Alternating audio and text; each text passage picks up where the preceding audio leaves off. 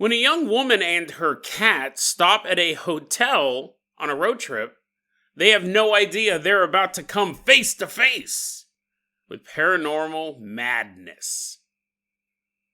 And then we take a look at the story of a house that's built right next to a forest. Most people would say, what a beautiful view. I can look out my window at any time and see squirrels jumping from tree to tree. However, those people are idiots, because anyone who knows anything about the world of the paranormal knows there are monsters behind every tree. Today on Dead Rabbit Radio.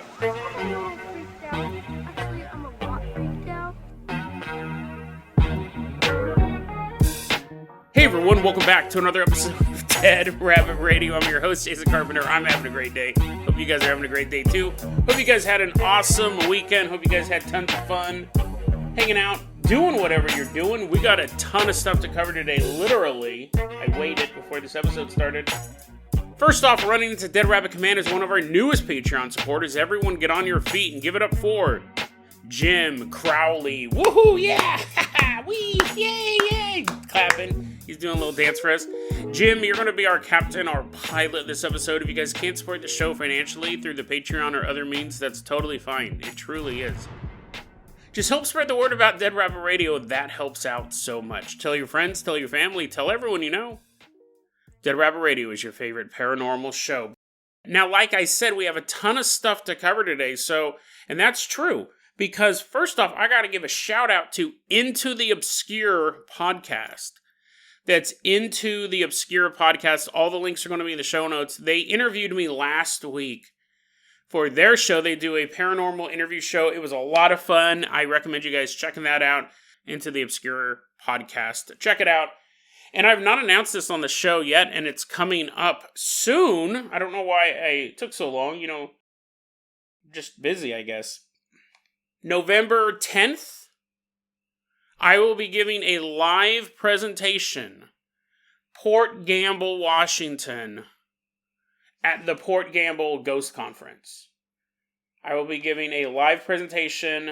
Jason, you sound like you're barely awake. This is the least enthused. You're like, oh, whatever, I'll be here. I am barely awake. We'll get to that, maybe. I don't know what's going on. I got a nap all the time. Maybe it's because I just turned 47 the other day. Let me get a little bit of pep in my step. Let me dance around a bit here. The Port Gamble Ghost Conference is coming up November 10th through the 12th, 2023. Involves ghosts and ghouls, goblins of all sorts, mostly ghosts, otherwise they would have called it the Goblin Conference. I, your lovable, huggable host, Jason Carpenter, will be presenting a speech, a live presentation on November 10th, 2023. It's going to open the conference. So all you procrastinators, you're like, you're just telling me about this. And now I'm like, what? You're going to be there, the very first speaker on November 10th? Yes, the very first speaker. I'm the opening act, which I requested. That way I could relax the rest of the weekend. So come check it out. November 10th through the 12th. I only speak on the 10th, and then I give a presentation the next day about paranormal podcasting. But what's my presentation on, you ask? You ask? Why are there no fat ghosts? And you go, Jason, first off, you should learn how to pronounce the word ghost with a plural. You always add syllables to stuff. Ghosts. But didn't you already do that presentation, bro? I already saw you do that same presentation at the Seaside Ghost Conference. Well, here's the thing. It's the same title. Brand new presentation. So if you've already heard Why Are There No Fat Ghosts live, it's going to be all new ghost stories. Because we've actually researched more, found more stories. So it's the brand new for you. November 10th, 2023 at Port Gamble, Washington. Probably should have announced that way earlier because there is no hotels in the area. We're going to be staying probably like a 20-minute drive out of the convention center. But anyways, I'm really looking forward to that. I'm going to be talking about it, obviously, a lot more. We're going to be taking a break. My goal is to do episodes all the way up to Halloween. We're getting close to that 50 episode limit where I start to just kind of crash and burn, and then I take a 2-week break. But I think we can make it till Halloween, and then after that, next time you'll see me is at the Port Gamble Ghost Conference. Be there or be scared. Because you missed it, and you'd be sad as well. Jim, let's go ahead and toss you the keys to the Dead Rabbit Dune Buggy. We are leaving. Oh, I got one more thing I want to talk about. Let's see, are we going to squeeze it in? Am I going to have to bump this bathroom story back one more time? I think we can fit it in. Jim, I'm going to go ahead and toss you the keys to the Jason Jet. We're going to leave behind Dead Rabbit Command. Fly us all the way out to Israel.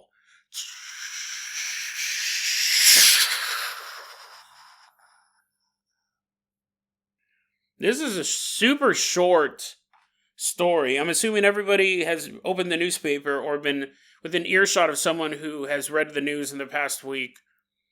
Horrific tragedies going on in Israel. Troops are, as I'm recording this, Israeli Defense Force has their troops massed on the border of the Gaza Strip. They're ready to go in for the first time in decades. You're going to have a bunch of ground troops in there. Crazy stuff, right? Russia's saying, hey, be careful what goes on. Iran's, saying, hey, we'll back Hezbollah if the Israelis actually move in ground troops into Gaza.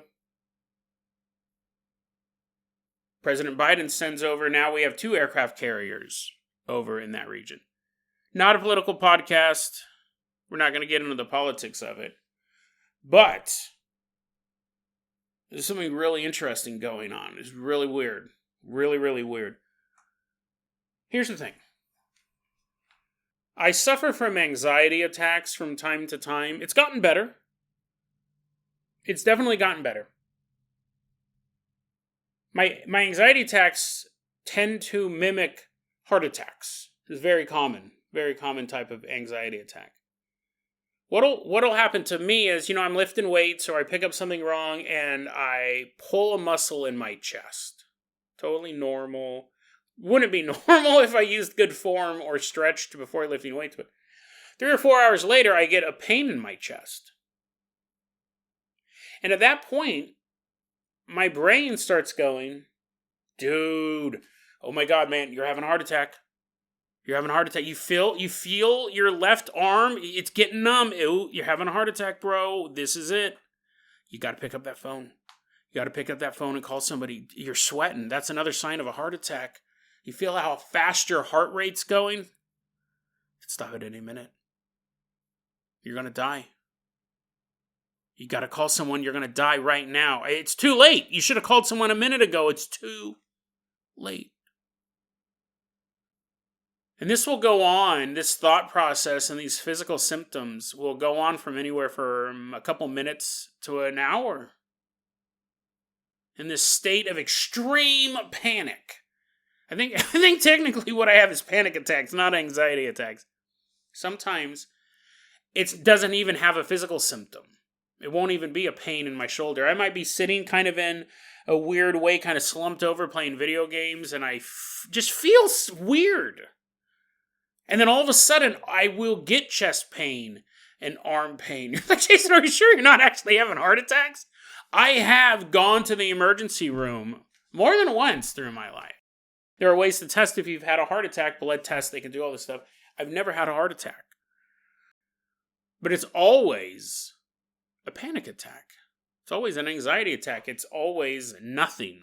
But my brain is like full red alert. When I'm in the middle of one of these anxiety attacks, I can't look in the mirror. Because when I look in the mirror during an anxiety attack, the thought pops in my head, that is the last time you will ever see your own face. You're going to die. You're going to die right now.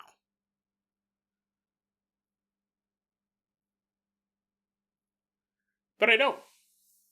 What's interesting is that's how an anxiety attack works for me.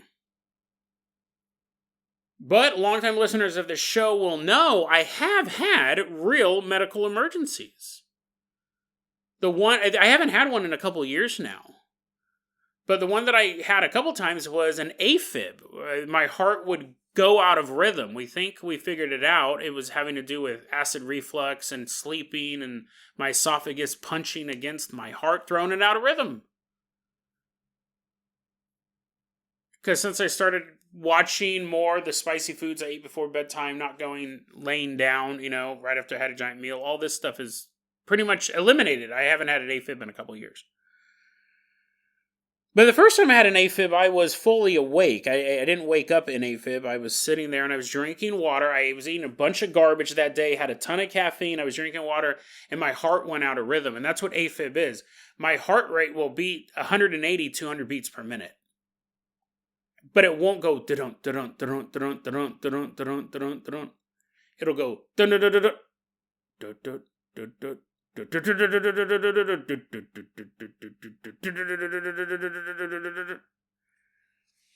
It sucks. I mean, imagine your heart doing that. I always said it feels like I used to have a car, the motor mounts were tore out because I was driving the thing like a banshee. I ripped the motor mounts out, so every time you hit the gas, the whole engine would shift and you would feel the weight of the car move before the car moves. Like people when you get the car, they're like, how does this thing even work? It's like driving a catapult. That's what it would feel like. My heart would be every time I've been in AFib. Whether I woke up with it, which was the majority of times, or that one time where I had it, where I was just getting ready to get off of work. My internal monologue was not, alert, alert, alert, this is it, you're going to die. What we've been planning for, all those panic attacks, they were just training for this moment. You're going to die. You have to call 911 right now. What you are feeling is not normal. This is it. It's do or die time. Literally, if you don't do this, you will die. No. That's not what happened. Every time I've had an AFib or any real life, not panic-induced health crisis, which the AFib is the best example of that, my internal monologue goes, hey, yeah, we don't want to bother you, but there's this thing going on in your heart right now. And while it seems scary, you're not going to die. But you should go to the doctor. Like, just go to the emergency room. Call 911 if you need to. Maybe ask someone for a ride. But just be calm. Get some help. Everything will be okay. And it's really weird, right? I've had enough panic attacks and I've had enough real-life medical issues where when I do go to the doctor, they go, yeah, that was a real thing. You were suffering from that. The internal monologue during the panic attack is one of panic, one that you will die right now. The AFib, while it won't kill you immediately, it can kill you. It can cause blood clots because your heart is beating irregularly. Blood starts to pool up in certain parts of your body. It can cause a heart attack or a stroke. But it's okay. Just go to the doctor. Everything will be okay.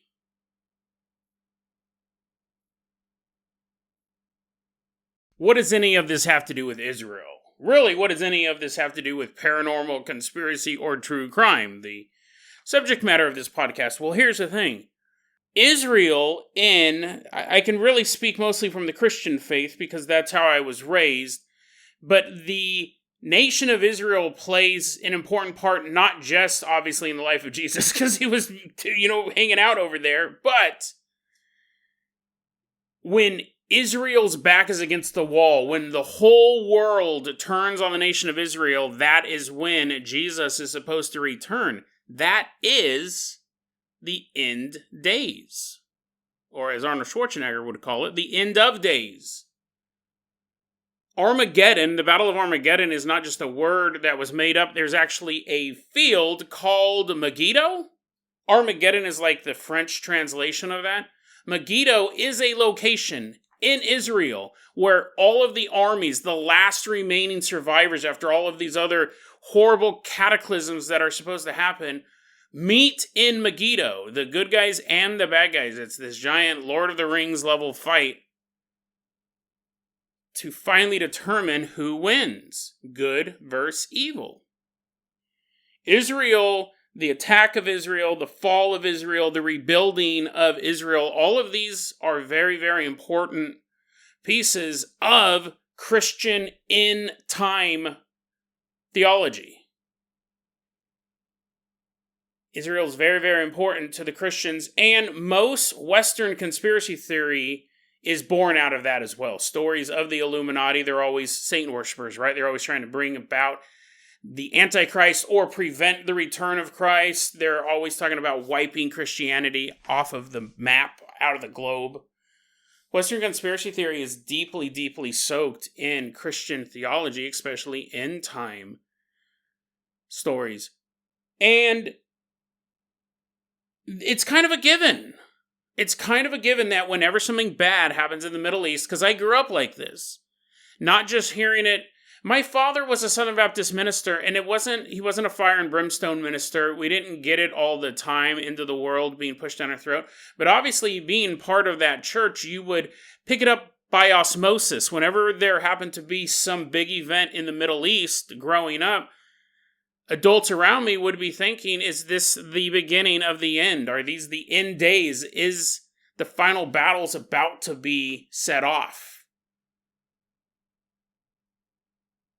All throughout the Cold War, America aligned itself with Israel, while the Soviet Union aligned itself with everybody else in the Middle East. And that gave it this whole, will Israel be destroyed? Is this beginning of the end times? I remember very clearly when I was very, very into conspiracy theories, because I was older at this point, Gulf War I. This was the beginning of the end of the world. If you look at prophecies in the book of Revelation, it says the sun will go as black as sackcloth. And when Saddam Hussein lit the oil wells on fire when he was retreating from Kuwait, a lot of people said that was the prophecy fulfilled. During the day, the sun was blotted out by these oil fires, these uncontrollable oil fires. The rivers will run of blood was another very famous quote or vision, prophecy of the book of Revelation. And people said that could have been the oil spilling into the waterways because it was thick and congealed like a dead man's blood. But it didn't happen. It wasn't at the end of the world, but I remember people talking about it a lot. And it came back during the second Gulf War. This is it. I mean, remember all that Nostradamus stuff, that he supposedly predicted the fall of the Twin Towers. This was supposed to be the rise of the Antichrist. All of this stuff, Gulf War II happens. We're first off, huge attack at 9/11. Then we're in Afghanistan. We're in Iraq, which is much closer to Israel. All of these things are going on, and people are saying that this is the beginning of the end of the world. It wasn't the end of the world, but I remember all of the panic. And as time has gone on, and I'm reading these conspiracy websites, the smallest things that happen in the Middle East, or to Israel specifically, will light the conspiracy theory world ablaze. This is it, guys. This is the end of the world. I've been seeing that for most of my life. There was an uprising in Gaza. These happen quite often. It's the end of the world. Israel's going to get attacked by Hezbollah. This is the beginning of the end of the world. This Arab Spring that happened quite a few years ago. They're going to overthrow all their leaders, and then they're going to take on Israel. It's the end of the world. Russia is putting troops into Syria. This is the first step, because it says the armies of the east will march into Israel. This is the end of the world. I've been hearing that my entire life. Until now. I go to these conspiracy websites, and since this Israeli thing has popped off, I've been checking them out a little more. And while there is a tiny bit of discussion, I'm not going to say that nobody's talking about it. It is getting nowhere near the amount of discussion that any of these other events had. And we're talking about, like, this is the worst I've seen it in my life. This is the worst I've seen it. Israel getting ready to go into the Gaza Strip. We're moving aircraft carriers into the area. Iran is saying, don't. Russia's saying, don't. Biden's telling Iran, don't. And on top of all of that, this past weekend, we had an eclipse. The sun will go as black as sackcloth. I've seen articles saying that the streets of Gaza reek of the smell of blood. Almost like rivers running down these streets. And this invasion, this military march of over 300,000 troops that may be how many soldiers they put into the Gaza Strip, has actually been postponed as of the time of recording this because of flooding. Huge rainstorm hit the area. Who I've seen online, people say, well, that is the will of Allah, postponing the invasion of the Gaza Strip. Divine protection, they say. Flooding in Tel Aviv, huge rainstorm. Bad enough that they've had to postpone their invasion because it's cutting off their ability to use drones or aircraft in the battlefield. Listen, outside of the human element of this story, outside of the political element of this story and the religious element of this story, I'm looking at the conspiracy theory. And I've seen more conspiracy theories regarding this about photos. Like, this photo is fake. That news story is not true. This news story was blown out of proportion. Those conspiracy theories are flying around like you can't even keep up with it. The media, the conspiracy theory media said, that's not true, this is true, that's not true, and you're seeing this huge thing. Those are happening so quickly. But the one thing that these communities are not talking about is this is the end of the world, guys, or at least the start. We had an eclipse, major flooding. We're about to see Israel go in with a massive ground force into the Gaza Strip, and a lot of countries are telling them not to. A lot of countries who have a vested interest in keeping them out. But it's okay. Don't panic. Everything's going to be just fine. It's weird, isn't it? Conspiracy theory community, the end of days community, they're pretty silent on this one. And I don't know why.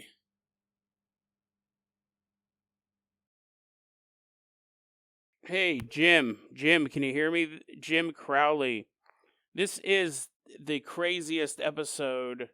Some might call it cursed. I've gone through several iterations of this, and I forgot to say your name.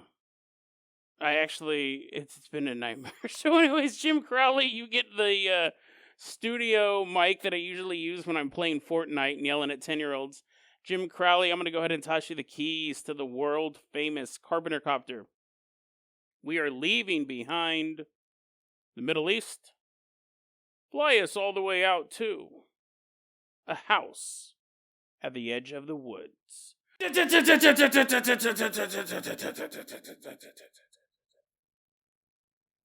We're flying all the way out to South Carolina. The year is 2023, and we're about to meet this woman. Her name is Patricia. We walk into Patricia's house, and she's sitting there holding, like, grapes or something, eating, yum, yum, yum. We take a seat on the couch, and she goes, welcome to my beautiful home. Welcome to my beautiful home. It's a fairly new house. It's only been built in the past 20 years, and Patricia and her family have only lived in it for the past 4. Patricia lives there as well as her husband, and they have at least one child, a daughter who we will call Betty. They're all living in this house. Things seem to be going good. However, some parts of the house are creepier than others. Really, what they kind of zoned in on, Patricia and her husband, is the stairway. Both of them have gotten the weird feeling that there's something on the stairs. It's a 2-story house. Did I mention that? And you're like, where are the stairs? The porch stairs? It's a 2-story house. And both Patricia and her husband have... Well, there's nothing been definitive as far as she knows, but it's just a weird feeling you get when you're on the stairs of this house. But what's interesting is they do have a collection of cats, and the cats seem totally fine. They hang out on the stairs. And aren't animals, like, more sensitive to the world of the paranormal? It's an interesting story. It's not, that's not the whole story. You're like, wow, Jason, you're really scraping the bottom of the barrel. I want you to remember the cats, and I want you to remember how old the house is, because I think longtime listeners of Dead Rabbit Radio can tell Patricia's already making some interesting... She's jumping to conclusions based on what she sees in scary movies. House is only 20 years old. You can't have a house that young already be haunted, can you? Cats hanging out on the stairs. Animals are sensitive to this paranormal stuff, so they should be running around. Stairs must be okay. Patricia and her let's give the husband a name. We'll call him Jack. I didn't come up with a name for him. I don't know how much he plays in the story, honestly. But Patricia and Jack, they have a 3-year-old daughter who we'll call Betty. And Betty goes, Mama, Mama, I don't like the window. Patricia scoops up her daughter and goes, what do you mean you don't like the window? Betty goes, the window is spooky. There's a monster on the other side of it. It's super scary. And Patricia's holding her daughter and looks out the window. And, I mean, it's a normal yard. Of course there's no monster there. Of course there's no monster. Patricia doesn't see anything out there. This is the imagination of a 3-year-old girl. Patricia looks out in the backyard. They have a yard, and then the yard borders on a forested area. So while Patricia can't see everything, because eventually trees start to block her vision, she knows there's no monsters in the forest either. She is a rational adult. But Betty goes, no, there's a monster out there. I tell you, sometimes I look out the window and it crawls out from underground. All of a sudden she becomes a Vincent Price narrator. Spooky. Sometimes I look out the window and I see the beast. Normally it lives underground. Well, that's where it hides from the prying eyes of the human race. But it every so often will crawl out of the ground and fly into the sky. It's super spooky. I don't like the window, Mommy. Patricia asked, has this monster hurt you? And Betty's answer's concerning. Betty says, quote, no, not yet. So she definitely Betty sees this monster as some sort of threat. It's interesting. Lives in the woods, or it lives underground, and it comes up, and it's hanging out in the woods, and then it flies into the sky. She doesn't describe it if it has, like, wings, or if it's, like, Superman. No, I doubt it's Superman. I doubt she would describe him as a monster. She's like, oh, he's dashing. But who is his true identity? I'm assuming wings, right? I'm assuming it's just not like a monster Superman flying, Bigfoot's flying over the forest. But who knows, right? The world of the paranormal is super bizarre. It could also just be the overactive imagination of a 3-year-old who has the unfortunate pleasure of living in a house that borders the woods. Talk about terrifying. I talk about absolutely terrifying place to grow up. That's all happening in early 2023. Now it's July 2023. And Patricia wakes up in the middle of the night. Oh, ow, yep, that's it. That's the bladder. Yep, time to go pee. She crawls out of bed. Her husband, Jack, fast asleep, walking down the hallway, trying to hold it in. She gets to the bathroom. She's walking to the bathroom, down the hallway to get to the bathroom, and she turns on the hallway light because she has to pass by the stairs, and the stairway is just too creepy. It always gives her such a bad vibe that she turns the hall light on as she's walking down this hallway. A grown adult, afraid of the dark. She gets to the bathroom and she flicks on the bathroom light switch. Click. The bathroom light doesn't come on. She flicks it again. Click, click, click, click, click, click. On and off, on and off, on and off. The bathroom light will not come on. Whatever, right? She has to pee. She doesn't want to go downstairs to pee. I'm just gonna have to pee in the dark. That's not a bad thing, right? I used to live in an apartment with no electricity. I peed in the dark all the time. Every so often I made it to the toilet. Pee in the dark. No big deal. So she pees, she walks back down the hallway, shuts off the hallway light, crawls into bed. Next morning, when she wakes up, she goes into the upstairs bathroom, she flicks the switch, and the light comes on. So now she's even more puzzled. At first she'd be like the bulb burnt out, something went wrong. But the next morning when it works just fine, now she's really puzzled as to what it could be. She eventually brings this up to her husband, and she goes, "Hey, did you fix the light switch or change the light bulb out? Because something really weird happened the other night. I woke up to go to the bathroom. Couldn't get the bathroom light to work." And that's when her husband turns to Patricia and tells her, he goes, "Listen, the next time that happens, the next time you go into the bathroom upstairs and you try to turn on the light and it doesn't turn on, either go back to bed or go use the bathroom downstairs. And do not look out the window." I found this posted online. It was posted by someone going by the name Winter Young. And they ended their post by, really what they're wondering is what in the world this could be. And it says, quote, "I guess my question is, what the heck am I dealing with? I don't think it's hostile. Just curious. Though my husband says don't interact. Also, I'm still going to pee in my own bathroom. Ain't no way I'm going downstairs," is how she's her quoting.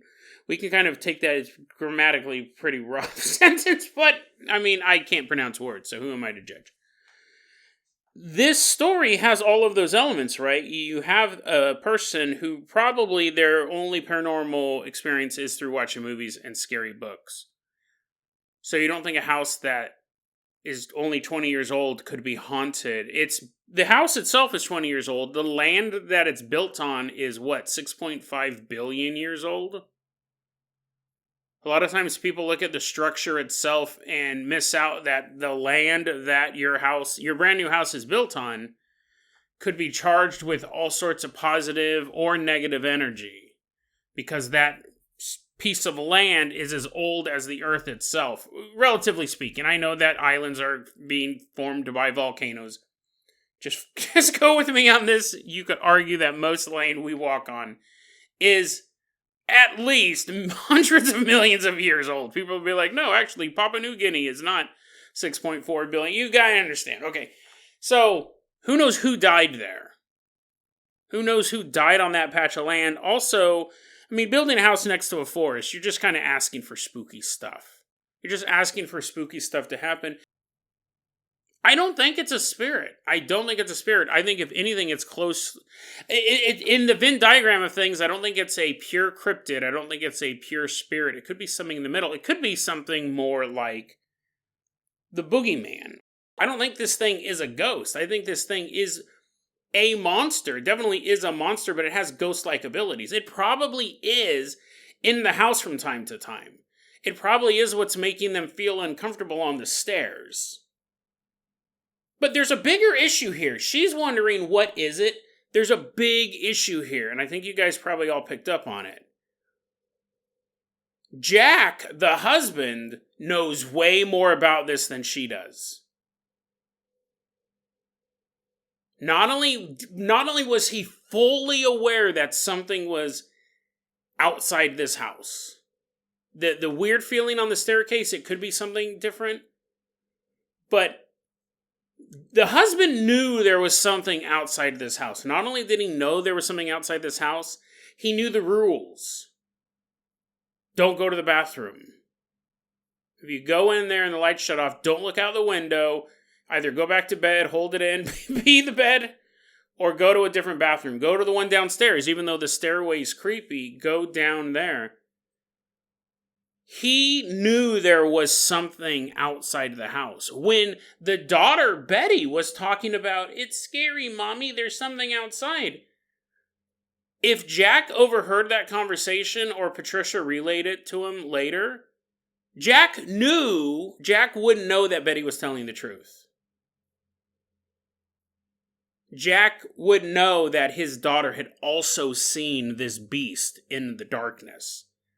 Yet he failed to tell his wife. That's what's absolutely bizarre about this story. I mean, the monster notwithstanding, right? Obviously, that's the most bizarre part of the story, but we've covered stories like this before, too. I don't remember them off the top of my head, but stories where you would have a couple, and when things finally started to hit the fan, one person would reveal to the other, yeah, I'd been seeing this stuff for a long time. I wasn't telling anyone. Actually, I do remember that episode. I'll pull it up because it's a very, very good story. Definitely in the back half of Dead Rabbit Radio. It's called the economic cost of a haunting, or the economic cost of a demonic infestation, or something like that. I'll put it in the show notes. And it's the story of a woman whose life has been completely destroyed by a demon in her house, but she's not telling her kids about it. She's seeing and experiencing all of these things, and she goes, I don't even have the willpower to start the process to sell the house. Like, it has completely drained me. I have to get out of here. It's going to kill me. But I can't find the energy to do that. And then throughout the story, she realizes, I think at least her older daughter had seen it as well. But the older daughter wasn't telling anyone else. People in the family were experiencing this demon, but they were all keeping it quiet. And in this case, it's kind of the same thing, where Jack knew there was something out in the darkness, right? He never told his wife. And she doesn't even really pick up on that. She's just like, well, I wonder what it is. Which it still is a valid question, but I mean, imagine if you knew. It's one thing, of course, people are going to keep secrets. Of course, people are going to keep secrets. But imagine if someone was keeping a secret that would put you in peril. And, even worse, put your daughter in peril. Because Patricia didn't believe Betty. Who would believe a 3-year-old when they said there's a monster flying up out of the woods and it might eventually hurt me? You're going to assume it's just the overactive imagination of a child. But then when you go, hey, it's really weird. Betty just told me there's a monster in the woods, and your husband's like, yeah, I didn't know how to bring it up, so I never told you, but she's right, there is a monster in the woods. That would already be alarming enough, because Patricia would completely blow off these stories that there's anything out there which could put Betty in danger. Because if she doesn't know there's a threat near the house, imagine if your loved one knew there was a pit bull that had broke free from a neighbor's house and was wandering, but didn't tell you about it. And then your 3-year-old's like, Mommy, there's a big muscular monster dog out there. And you're like, quit making stuff up. As you're kicking her out the door, you're pushing her out the door with a foot. Go and play. Go have fun climbing that tree or digging those holes, whatever you do. And pit bull. Kills your kid. It's like that. It's like that. You would have knowledge that could possibly save a child from being, okay, maybe not eaten. I don't know what this thing wants or really what its end goal is, right? It seems to just be scaring them right now. But Jack knew about it. Betty knew about it. And Betty told the mom, but Jack didn't. It's weird. And I understand. The only thing I can think of is going back to the mockery angle. If Jack does believe in the paranormal, or at least is open to it, and Patricia doesn't at all, and Jack sees an adult man sees a monster in the backyard of their house, if he doesn't feel comfortable going to his wife and saying, I think there's a monster, and to be fair, most people wouldn't. Because the chance of being mocked for it is so high. It's the same thing. It would be one thing if he goes, I think our house is haunted. I saw a little girl in the basement. She faded away. I caught a glimpse of her. That's one thing. Even a skeptic can go, well, that's weird. Right? They might get a little creeped out when they go into the basement. But when you start talking about boogeymen or monsters, that's when a lot of people are just like, that's ridiculous. And you may go, well, listen, I saw a monster in the backyard. My daughter's talking about seeing a monster in the backyard. But I don't feel comfortable telling my wife. She's going to mock me. She's going to say I'm stupid. And it is stupid. There are no monsters. And that could be what Jack is telling himself, even after he's seen this thing probably more than once. But when it eventually got to the point where his wife was experiencing just a little bit of the phenomenon, turning the light on and then not turning on, I feel like he had to tell her at that point. Because if something did happen, he's probably thinking, listen, I'm going to get mocked for this. She may laugh about this, but if I don't say anything and something really bad happens to her, then I will feel like I could have stopped it. That's the only scenario I could really think of as to why he wouldn't tell her earlier about it. Why he wouldn't say, yeah, no, our daughter's right. There is something in the woods. The best way to talk about this type of stuff is to not use terms like monster, goblin, creature from beyond, any of those words. It's the same thing when you call 911. If you're being attacked by a supernatural entity, you don't go, 911, please help me. Freddy Krueger just showed up and he's killing us off one by one. You just call up and say, there's a guy in here with a gun and he just shot my mom and I think he's going to shoot me next. Here's my address. And then when they show up, they see Freddy Krueger. We don't give them any of those wacky details in the beginning. You just say, my house is on fire. Someone's been shot. There's a home invasion and then the police will show up. Same thing. If there is something, like he didn't use the word monster in this narrative. He just said, don't look out the window. That's probably as comfortable as he felt talking about it. Because once you do start saying that, honey, I think there's a monster in the woods, most people will laugh at you. If you say that you caught the smell of your mother's perfume and it reminded you of her, even though she passed away years ago, your coworkers may go, oh, that's nice. If you tell your coworkers you caught a leprechaun, you trapped a leprechaun in a cardboard box, they'll laugh at you. If you tell people your house is haunted by the spirit of a woman from the 1700s or your house is haunted by the boogeyman, they'll have different reactions. And I think that's really the only reason why I think he wouldn't tell it. Because definitely this is a threat. It's affecting things in the house. And it's affecting them in a way that isn't permanent either. I mean, a rat can chew through your wires and make it so your bathroom light doesn't come on. It's choosing to not let the bathroom light come on at certain times. And then allowing it to at others. So there's definitely a level of cognition with this thing. It's intelligent. Why it's doing what it's doing, we don't know. I don't think, when she says I don't think it's hostile, just curious, I'm wondering if that means that she thinks the creature is curious, or if she means that she's just curious as to what it is. But to say I don't think it's hostile is odd, because it's already affecting your house. It's affecting your ability to turn on a light. And what is a light to a human but safety? I think if this is anything, it is hostile. And I think this family has to communicate with each other and figure out a way to protect themselves from it before they all learn for a fact that it is hostile.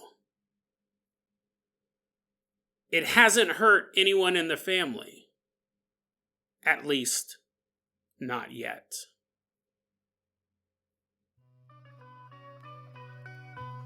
DeadRabbitRadio@gmail.com is going to be our email address. You can also hit us up at Facebook.com/DeadRabbitRadio. TikTok is at DeadRabbitRadio. Dead Rabbit Radio is the daily paranormal, conspiracy, and true crime podcast. You don't have to listen to it every day. I'm glad you listened to it today. Have a great one, guys.